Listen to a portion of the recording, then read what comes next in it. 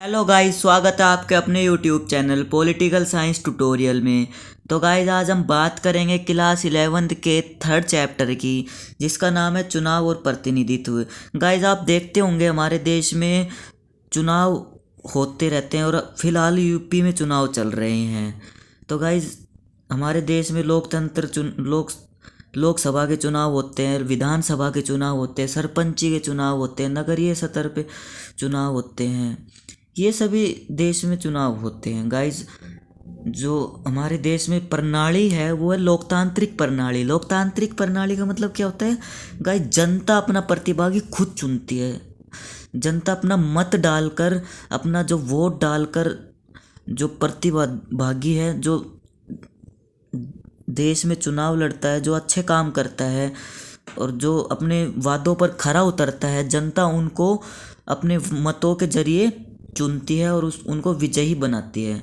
जिसके ज़्यादा वोट होते हैं वो जीत जाता है। जिनके कम वोट होते हैं, जिनके पक्ष में कम वोट गिरते हैं, जनता जिसके पक्ष में कम वोट करती है, वो गाइज चुनाव हार जाता है। ये गाइज हमारे देश में चुनाव प्रणाली है। इसी चैप्टर में हम यही पढ़ेंगे कि हमारे भारत में किस तरह चुनाव होता है और जो चुनाव आयोग है उसका क्या कार्य होता है। गाइज, एक बात और बताता हूँ, चुनाव का दूसरा जो मीनिंग होता है वो निर्वाचन है। इसको हम निर्वाचन भी बोलते हैं। ठीक है गाइज, तो चलिए, इसमें मैंने कुछ इम्पोर्टेंट क्वेश्चन निकाले हैं, वो आपको देखना ज़रूरी है। तो इसमें गाइज पहला आता है, हमें चुनाव की आवश्यकता क्यों पड़ती है। गाइज, इसमें देखिए, कोई भी फैसला लेने के लिए सभी नागरिक प्रत्यक्ष रूप से भाग नहीं ले सकते। जी हाँ गाइज, हमारे देश में जो कोई भी फैसला, हमारे देश में, हमारे जो एरिया में या हमारे देश में जो भी प्रॉब्लम आती है उसकी पूर्ति करने के लिए हमें किसके पास जाना पड़ता है कि हमें इस जगह लाइट चाहिए। ये पूरे जनता की क्या है, मांग है। तो उन मांगों को कौन पूरी करता है? जो वहाँ का चुनाव जीत के जो एमएलए होता है, या फिर गांव पे हम बात करें सरपंच होता है, जो चुनाव जीत के वहाँ पे आता है, वो ही पूरी करता है। तो गाइज, फैसले वो लेता है और वो फैसले पूरे जनता के होते हैं, अकेला वो फैसला नहीं लेता। तो इसलिए अब वही बात है कि कोई फैसला लेने के लिए अब सारे नागरिक तो चुनाव नहीं लड़ सकते गाइज। अब चुनाव लड़ने के लिए तो कोई एक खड़ा होएगा और वो क्या करते हैं, फिर अपने वोटों के जरिए चुनाव, मतलब अपने जो जो फैसले हैं वो लेते हैं। अब जैसे घर घर तो नहीं जाके पूछेंगे ना कि गाइज आप किसको वोट देंगे या आप किसको वोट देंगे, इतना बड़ा देश है, तो फिर वो तो इम्पॉसिबल हो जाएगा। तो क्या होता है, एक बूथ बना दिया जाता है। उस बूथ पे पोलिंग बूथ, ईवीएम मशीन रख दी जाती है। पहले तो बैलेट पेपर से हुआ करते थे चुनाव, अब कहाँ से कैसे होते हैं, पोलिंग बूथ बना दिए जाते हैं। उस पोलिंग बूथ के जरिए ईवीएम मशीन रख दी जाती है और ईवीएम मशीन में अपना वोट डालकर प्रतिनिधि चुनते हैं। इसलिए हमें चुनाव की आवश्यकता पड़ती है। ठीक है गाइज, आई होप समझ में आ गया होगा आपके। प्रश्न 2 की बात करते हैं, क्या बिना लोकतंत्र चुनाव लड़ना संभव है? जी गाइज, संभव तो है, परंतु निष्पक्ष चुनाव होगा इसकी हम गारंटी नहीं ले सकते, क्योंकि लोकतंत्र तो उसमें कायम नहीं है। तो उसमें फिर चीटिंग होने की संभावना बढ़ जाती है। तो इसलिए निष्पक्ष चुनाव की हम गारंटी उसमें नहीं ले सकते। प्रश्न 3 आता है, ये गाइज इंपॉर्टेंट क्वेश्चन है, निर्वाचन क्षेत्र का सीमांकन कौन करता है? गाइज, ये करता है परिसीमन आयोग। चुनाव आयोग की सहायता से काम करने वाली एक स्वतंत्र संस्था है। ठीक है गाइज, राष्ट्रपति परिसीमन आयोग की क्या करता है, गठन करता है। इसका मुख्य कार्य संपूर्ण राष्ट्र में निर्वाचन क्षेत्रों की सीमा खींचना है। गाइज, जैसे आपको मैं बताता हूँ, जैसे मैं नारनौल विधानसभा क्षेत्र से आता हूँ, तो गाइज इसकी जो सीमा है यहाँ से यहाँ तक, जैसे अगल सीमा खींचना होता है गाइज, इतने एरिया में यह सीट आएगी, इससे आगे फिर अगली सीट, अगला जो क्षेत्र है वो शुरू हो जाएगा और वो अलग सीट पे चला जाता है। गाइज, जो जैसे सीमा खींचना होता है कि ये सीट यहाँ तक है, उसका ये कार्य कौन करता है? परिसीमन आयोग, चुनाव आयोग की सहायता से। आई होप गाइज आपको समझ में आ गया होगा। और इसमें प्रश्न 4 आता है गाइज, मुख्य निर्वाचन आयुक्त की नियुक्ति कौन करता है? निर्वाचन आयोग मतलब इसमें हम इसको निर्वाचन आयोग भी बोल सकते हैं, चुनाव आयुक्त भी।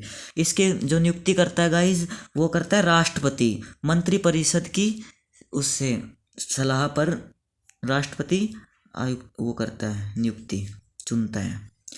और गाइज इसमें एक क्वेश्चन मैं भूल गया था कि चुनाव जो हमारा संविधान है, वह चुनावों की जो प्रक्रिया वह कौन से भाग में आती है? मतलब चुनावों के बारे में संविधान में कौन से भाग में लिखा गया है?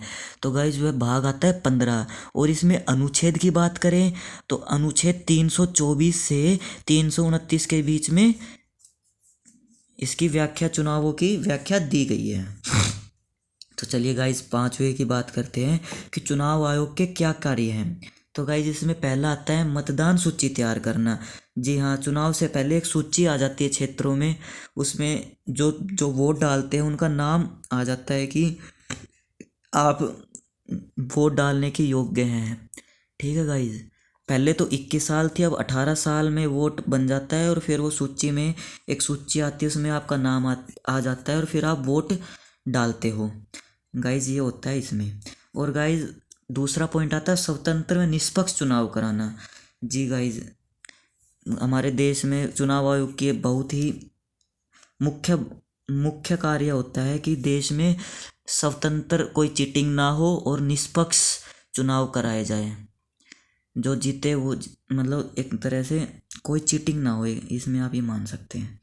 गाइज अगला आता है चुनाव की तिथि घोषित करना, कि गाइज इस दिन चुनाव होंगे, वह तिथि भी घोषित कौन करता है? चुनाव आयोग। ठीक है गाइज, अब आता है आचार संहिता लागू करना। गाइज इस आचार संहिता क्या होता है, देखिए आपको मैं बताता हूँ कि जैसे चुनाव जिस दिन चुनाव की तिथि शुरू हो जाती है ना, और चुनाव जब तक ख़त्म होते हैं, जब से लेकर चुनाव शुरू होने से लेकर और चुनाव ख़त्म होने तक क्या करता है आचार संहिता, मतलब चुनाव आयोग एक रूल बना देता है। जैसे गाइज क्रिकेट हम देखते हैं, क्रिकेट में मैच रेफरी रूल्स बना देता है ताकि कोई चीटिंग ना हो, ना लड़ाई हो। उसी तरह से चुनाव आयोग भी चुनावों में क्या करता है, एक रूल्स बना देता है। अगर कोई उल्लंघन, उन रूलों का अगर कोई उल्लंघन करेगा तो फिर गाइज उसको फिर आचार संहिता जो चुनाव आयोग है वो सज़ा भी दे सकता है। और वह सज़ा क्या होती है? कुछ भी हो सकती है गाइज, कानूनी कार्रवाई फिर वो चुनाव आयोग करता है। आप देखते ही होंगे कि हर चुनावों में शराबें बांटी जाती हैं, उन शराबों को मतलब पैसे बांटे जाते हैं। ये गाइज कुछ चुनाव आयोग रूल बनाता है इन सभी चीज़ों को रोकने के लिए। तो ये गाइज होती है आचार संहिता।